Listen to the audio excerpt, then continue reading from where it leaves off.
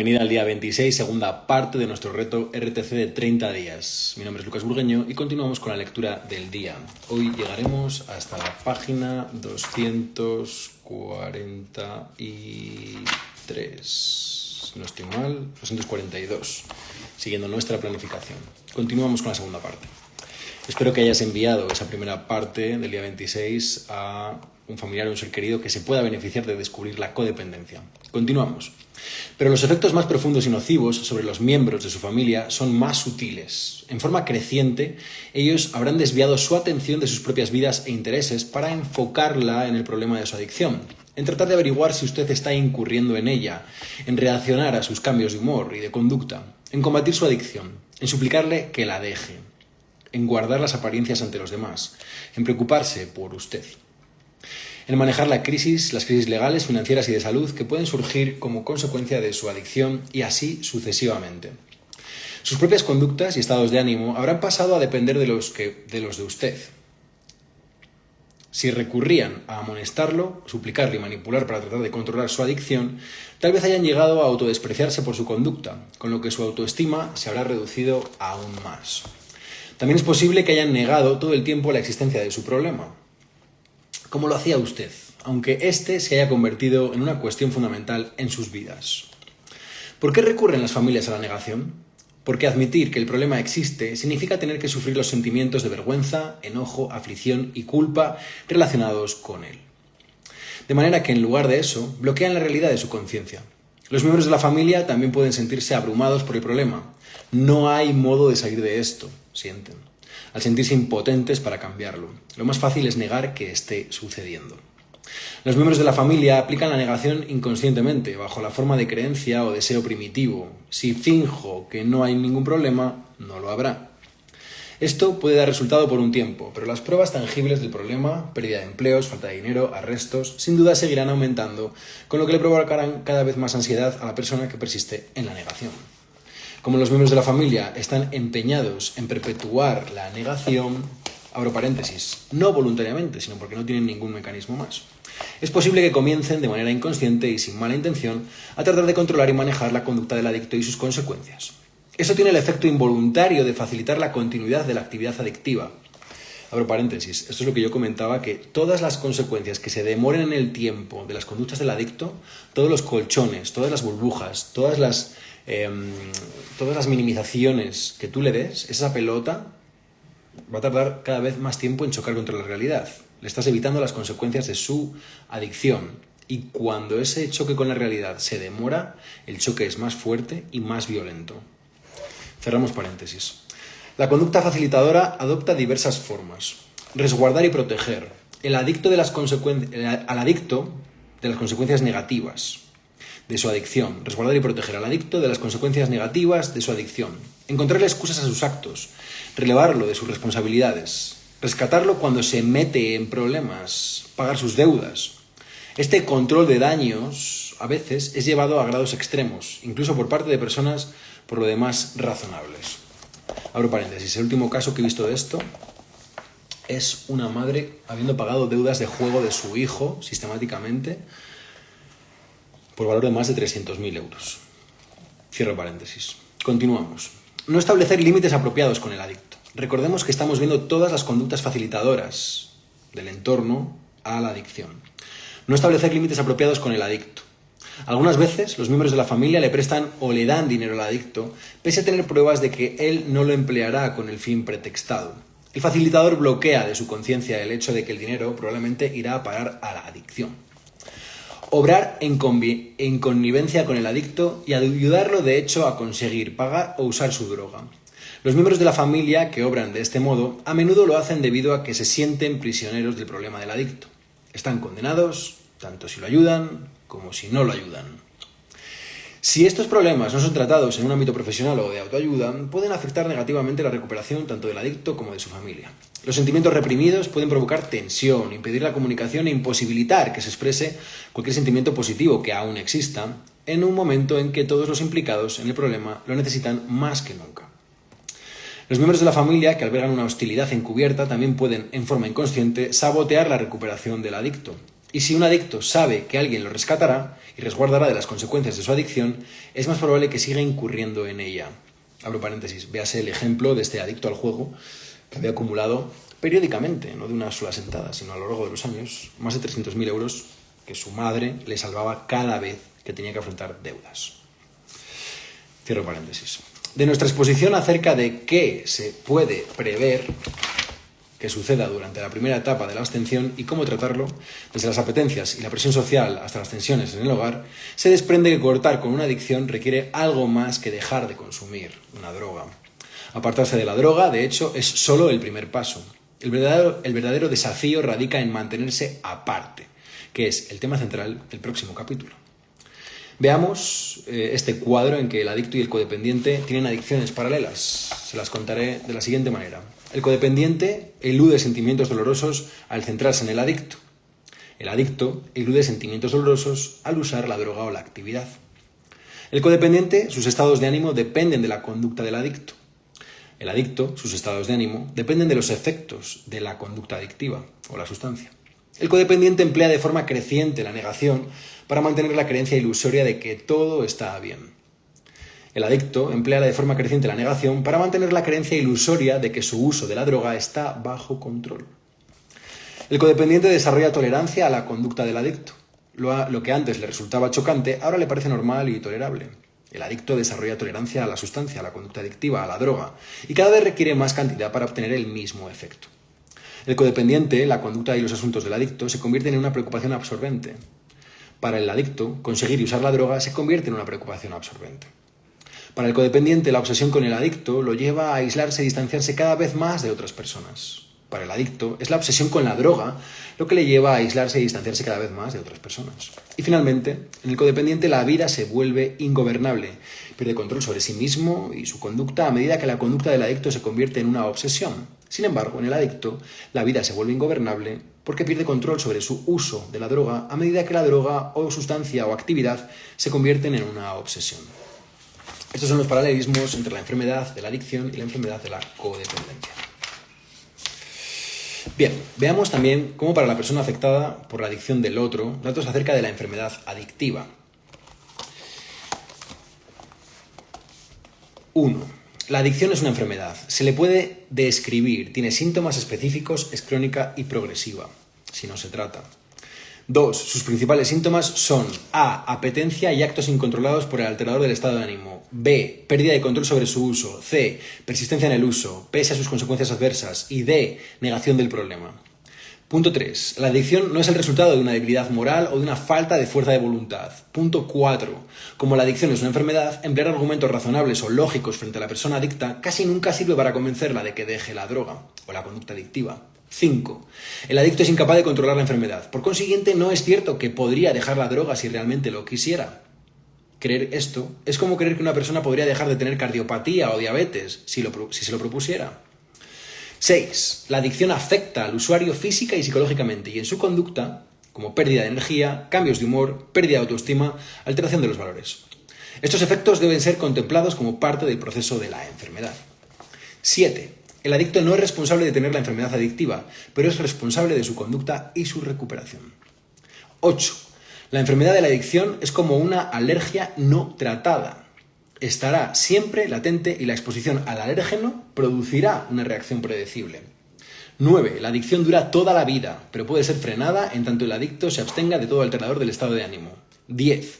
La recuperación es posible y por lo tanto con la abstención y un cambio de actitud, de estilo de vida y de conducta. Estos son los 10 datos acerca de la enfermedad adictiva, que muchas personas creen que eso es un invento, pero esos son 10 datos y 10 rasgos que se cumplen en todas y cada una de las personas que sufrimos la enfermedad de la adicción. Otra cosa es que estemos en recuperación, la estemos tratando o no. ¿Cómo tratar con el adicto activo? Porque esto es la diferencia, que la adicción esté latente, que esté tratada, que esté en recuperación o que esté la enfermedad en activo. ¿Cómo tratar con el adicto activo? Una pregunta que me hacéis mucho los familiares, hijos, parejas, amigos. Y aquí tenemos 9 claves para tratar con el adicto activo. 1. Recuerde que usted no es culpable de la enfermedad del adicto. Autoinculparse por otro priva a esa persona del derecho de hacerse responsable de sí misma y eso facilita su adicción. Yo aquí, paréntesis, incluso cambiaría la palabra del derecho por el poder de hacerse responsable. 2. La enfermedad del adicto escapa a su control. Usted no solo no la causó, sino que tampoco puede curarla. 3. A la única persona a quien puede cambiar o ayudar es a sí mismo. Usted es responsable de su propia conducta. 4. El adicto puede no buscar ayuda hasta que el dolor que le ocasiona consumir la droga se le vuelva más difícil de soportar que el dolor de no consumirla. Por lo tanto, no lo encubra, no lo ponga excusas, no lo rescate cuando se mete en líos, no se haga cargo de cuestiones legales, no pague sus deudas. Abro paréntesis. Esto es lo que digo, que cuanto más se empuja las consecuencias de la realidad del adicto, de lo que está haciendo, el golpe con la realidad más fuerte va a ser. 5. Esto no significa que usted tenga que dejar de interesarse en el adicto, ni dejar de quererlo. Desligarse con afecto no es un acto de egoísmo. Le da al adicto la oportunidad de hacerse responsable de sí mismo y en esto reside su única esperanza de recuperarse. 6. No busque ni esconda ni tire provisiones o recordatorios de la droga. El adicto se limitará a conseguir más. Tratar de mantenerlo alejado de otros usuarios tampoco servirá de nada. Es él quien debe hacerlo. 7. No utiliza la culpa con el adicto. Tampoco da resultado. Si me quisieras de verdad, dejarías la droga. Solo sirve para aumentar la culpa del adicto, lo que luego puede ser usado para justificar su uso de la droga. 8. Determine cómo vivirá usted y cuáles serán sus fronteras, sus límites. Fije límites con el adicto y aténgase a ellos. No te prestaré ni te daré dinero. Es un ejemplo de un límite apropiado a fijar con un deudor incontrolado, un drogadicto o un alcohólico. 9. Recuerde que la adicción de su pariente no es un signo de debilidad o deshonra familiar. Puede suceder a cualquier familia como cualquier otra enfermedad. Continuamos. Ahora, ¿cómo tratar con el adicto en recuperación? Es decir, antes estábamos hablando de cómo tratar con el adicto que está con la enfermedad activa y ahora vamos a hablar de cómo tratar con el adicto que sí está tratándola, que sí está en recuperación. 1. Recuerde que la recuperación es un proceso que dura toda la vida. No espere una cura instantánea. 2. Es posible que por un tiempo le resulte difícil confiar en la persona en recuperación. Normal, abro paréntesis, normal, la confianza está muy dañada. 3. Prevea que habrá altibajos y tal vez hasta recaídas como parte del proceso de recuperación. 4. Tenga pensado cómo manejar un desliz, a quién llamar, qué medidas tomar. Una vez que se haya formado un plan de acción, distiéndase y viva el presente. No se trata de esperar a que se produzca un desliz, sino de estar preparado para afrontarlo en caso de producirse. Tener un extintor en su casa no significa que usted viva esperando un incendio, sino que está preparado para actuar en caso de que lo haya. 5. No trate de proteger a la persona en recuperación de los problemas familiares normales. Y aquí añadiría yo, más paréntesis, ni de cualquier problema que traiga la vida normal. La recuperación no debe de ser una burbuja. Debe ser un aumento de las habilidades y las capacidades y los recursos para afrontar la realidad tal y como es. 6. No trate de controlar su recuperación verificando si asiste a las sesiones de consulta, llamando a sus padrinos o al terapeuta o sermoneándole acerca de los encuentros de autoayuda. No se inmiscuya tratando de averiguar lo que sucede en las sesiones. 7. Proporcione apoyo y afecto al adicto cuando le sea posible. Aliente el esfuerzo que él está haciendo ahora, aunque a veces le parezca que es muy poco y demasiado tarde. 8. Usted puede sentirse no necesitado por la persona en recuperación. Tras haber estado a su lado durante todas las crisis de la adicción, tal vez se sienta excluido en su proceso de recuperación. 9. No espere que la persona en recuperación exhiba ahora un continuo entusiasmo, tan solo porque está en vías de recuperarse. Permítale mostrarse irritable, ansiosa, infeliz. Abro paréntesis. Permítale ser humano. Es decir, no porque la persona esté en recuperación no significa que no vaya a tener bajones, tristeza, melancolía, etcétera, etcétera. Permítele estar triste, estar mal. Precisamente, ese es el problema que muchas veces nos lleva a estar en enfermedad activa. El no tolerar el malestar. Entonces, permitamos el malestar en las personas que tienen la enfermedad de la adicción. Es uno de los mayores regalos que podemos hacer y acompañarles en ese malestar. Porque si no, su compañía será la conducta adictiva. 10. También permítale estar feliz o entusiasmada. Quizá usted sienta que no tiene derecho a estar feliz después de todos los problemas que su adicción le creó a la familia. No se aflija y deje que las cosas sigan su curso. 11. No espere que la recuperación del adicto resuelva todos los problemas de la familia. De hecho, es posible que otras cuestiones, algunas de las cuales fueron pasadas por alto o eludidas mientras el foco de atención era el problema adictivo, se hagan ahora más evidentes. Es decir, Abro paréntesis aquí porque eso suele suceder, ¿vale? Cuando ya no está el problema de la adicción o está tratada, empiezan a aparecer los problemas reales que se estaban evitando. Siguiente punto, su propia recuperación de la del codependiente. Aprenda a centrar su atención y su energía nuevamente en su propia vida. Deslíguese del adicto con afecto. 2. Examine su propia conducta y sus actitudes. Usted es la única persona a la que puede cambiar, de modo que dedíquese a ello. 3. Conserve su dignidad. 4. Perdónese a sí mismo. Aunque haya cometido errores en su trato con el adicto en el pasado, usted no sabía cómo proceder de otra manera en aquel momento. Téngase compasión. Esto es abro paréntesis, esto es este trato amable hacia nosotros mismos es una de las habilidades clave que desarrollamos dentro del sistema de CEMIC en el curso avanzado 2. Perdónese a sí mismo. Vale, esta es la que he leído, la 4, téngase compasión. 5, viva el presente, no anticipe problemas ni se demore en el pasado, pues eso le restará energías para luchar eficazmente con los problemas de hoy. 6, busque apoyo en su vida, usted también. No se aísle manteniéndose centrado en el adicto. Abro paréntesis, muchas veces le damos apoyo a la familia, a la pareja, a los hijos, a la madre, al padre, a la persona que está sufriendo la codependencia. 7. Consígase una vida propia y satisfactoria que incluya distracciones, actividades de su interés y simple diversión. Muy bien, hemos terminado el capítulo 8 y solamente hacer énfasis, ¿no?, en que la enfermedad de la codependencia drena la vida y la vacía igual que la enfermedad de la adicción. Entonces, estos 7 puntos son fundamentales para la recuperación de la codependencia. Continuamos. Iniciamos el capítulo 9. Capítulo 9, mantenerse aparte de la droga. Lo dejé y lo retomé tantas veces que quedé agotado de ponerme de pie y volver a caer. No lograba mantenerme sobrio más de un mes en cada ocasión. Entonces agregué, no tengo fuerza de voluntad, a las causas de mi falta de autoestima. Pues pensaba que cualquiera debía ser capaz de controlar la bebida.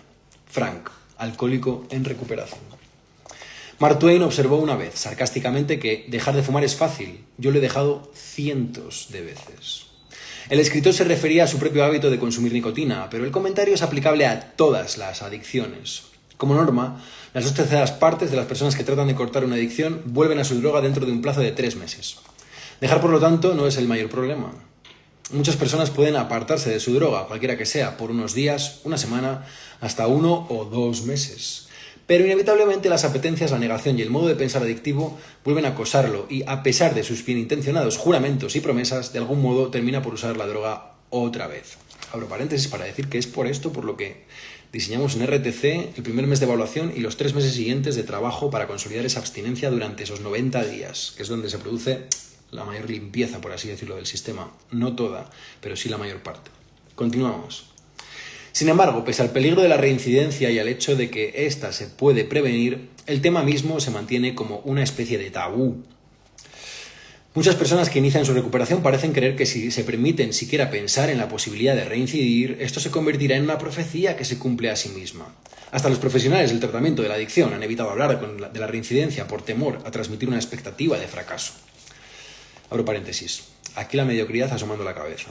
Hablar de la recaída y la prevención de la recaída y de la recaída cuando sucede es fundamental. Cierro paréntesis. Irónicamente, en esta falsa idea que la reincidencia es sinónimo de fracaso, es la que contribuye más que ningún otro factor a elevar los índices de reincidencia. En tanto la reincidencia es vista como algo vergonzoso y tratada como un tema tabú, muchas personas no aprenden a reconocer sus actitudes y conductas adictivas, a evitar situaciones de alto riesgo, a identificar las señales de aviso de la reincidencia ni a detenerla si se produce. Abramos paréntesis porque no es lo mismo una caída que una recaída. Esto es muy importante dentro de mi sistema. Podemos hacer una caída y rápidamente usamos eso para analizar puntos ciegos y volver a meternos dentro del sistema. Versus estar otra vez en consumo durante 30, 40 días u otro año. Muy importante. Estas capacidades son esenciales para la prevención de la reincidencia. El concepto más importante que hay que entender para prevenir la reincidencia es que la abstención no es sinónimo de recuperación. Sin un esfuerzo activo y concreto de prevención, surge automáticamente la tendencia a reincidir. ¿Y por qué no habría de surgir? En el momento en que un adicto deja de usar su droga, nada dentro de él ha cambiado todavía. Aún existe en su interior la misma propensión que lo arrastró hacia la droga, el impulso apremiante de anestesiar sentimientos demasiado molestos. En otras palabras, Durante la recuperación no hay que quedarse inmóvil. Si uno no se mueve para alejarse de la droga, automáticamente se estará moviendo hacia ella. Abro paréntesis, yo aquí tengo una norma muy sencilla, lo que no mejora empeora, y es imposible quedarse estático. Cerramos paréntesis. Es como estar parado en una escalera mecánica que desciende. Si usted se limita a quedarse quieto, irá hacia abajo. Lo que en este caso significa volver a caer en la conducta y en el modo de pensar adictivo. Tiene que moverse hacia arriba para contrarrestar la dirección descendente de la escalera mecánica o de la adicción. La buena nueva es que con un esfuerzo concienzudo por prevenir la reincidencia, las perspectivas de recuperarse de la adicción, de frenar la conducta incontrolada y vivir una vida plena y satisfactoria son muy buenas. Pero igual que con cualquier enfermedad, no basta con tener el diagnóstico. El paciente debe poner su propio esfuerzo al servicio de las medidas prescritas con el fin de lograr una mejoría, pues la recuperación es un proceso activo y no pasivo. En este capítulo presentaremos muchos de los mecanismos para evitar la reincidencia que les han dado resultado a otras personas. Mitos acerca de la reincidencia, uno de mis temas favoritos. Aclaremos algunas de las falsas creencias que abundan sobre la reincidencia y que contribuyen a que se incurra en ella. Mito número 1. La reincidencia es señal de fracaso de la recuperación. Hecho. Tener una reincidencia no es señal de que usted sea un fracaso ni de que su recuperación haya fallado. Solo implica que ha cometido un error, pero puede aprender a evitarlo tomando conciencia de él. Tener un desliz puede compararse con caerse al andar sobre hielo. Si usted resbala y se cae una vez, esto no significa que es irremediablemente torpe o que está condenado a caerse todo el tiempo. Significa que debe tomar más precauciones para poder caminar sobre el hielo. Mito número 2. La reincidencia es indicio de una falta de motivación. Hecho. La tendencia a reincidir es una parte natural de la enfermedad adictiva, e incluso personas que están muy motivadas y desean sinceramente recuperarse pueden tener un tropiezo. Nadie tiene la abstención garantizada de por vida simplemente por haber emprendido su recuperación. Mito número 3. La reincidencia empieza en el instante en que usted retoma el uso. Hecho. La reincidencia empieza mucho antes de que usted vuelva a usar la droga. Una reincidencia se inicia cuando usted almacena sentimientos mortificantes o niega las circunstancias angustiosas de su vida. Cuando reasume el modo de pensar adictivo, deja de tomar medidas para manejar los problemas con eficacia, deja de buscar ayuda, se expone a situaciones de riesgo y así sucesivamente. Retomar el uso de la droga es de hecho la culminación de la reincidencia, no su comienzo. Abro paréntesis. He hablado sobre esto y sobre lo importante que es llevar el malestar a los grupos y a las sesiones uno a uno, porque si no, estaremos siempre moviéndonos en una falsa dicotomía entre estoy bien o he reincidido, mi vida es una mierda. No, hay muchos grises. Y estos grises son los que tenemos que poder explorar en el proceso terapéutico, para aprender a vivir en ellos, no estar en una nube rosa o estar muy mal. Mito número 4. La reincidencia es impredecible y por lo tanto inevitable. Ataca sin previo aviso. Hecho. Puesto que la reincidencia tiene comienzo mucho antes de que usted vuelva a usar la droga, hay muchas señales de aviso y oportunidades de esquivar el proceso antes de que culmine en la reanudación del uso de la droga. Tener una enfermedad adictiva significa que usted no ejerce ningún control sobre su uso de la droga una vez que vuelve a entrar en contacto con ella. Porque se descontrola rápidamente, pero sí puede controlar la posibilidad de exponerse o no a situaciones que aumenten su vulnerabilidad, y aquí es donde interviene la prevención de reincidencia. Muy bien, hemos llegado al final del día 26 y la pregunta para el día de hoy es ¿qué personas me ayudan a estar centrado? ¿Qué personas me ayudan a estar en mi centro? Por favor, responde a esta pregunta en tu cuaderno, en el grupo de RTC si estás en el programa, o en tu cuaderno si estás haciendo esto y todavía no has entrado al programa. Para mí, en resumen de todo esto que hemos visto ahora, ¿no?, de los mitos sobre la reincidencia, es uno muy sencillo. Se vuelve a reincidir a través de decisiones aparentemente sin importancia. Pero cada una de esas pequeñas decisiones sin importancia, como por ejemplo no programar los fines de semana, es una decisión que parece aparentemente inofensiva, pero que me está llevando en una dirección. Y eso muchas veces a mí me permite calcular la probabilidad de reincidencia que tiene una persona. Pero es que a veces la persona tiene que reincidir hasta que aprenda la lección, sufrirlo en sus propias carnes, el no tener integradas todas las habilidades de un sistema de recuperación completo. Mi nombre es Lucas Burgueño, fin del día 26, hoy es la segunda parte, y nos vemos mañana para el día 27 del reto RTC con el libro Querer no es poder. El principio de la recuperación empieza cuando empiezas a ser consciente y te formas, no cuando dejas el consumo. Nos vemos mañana.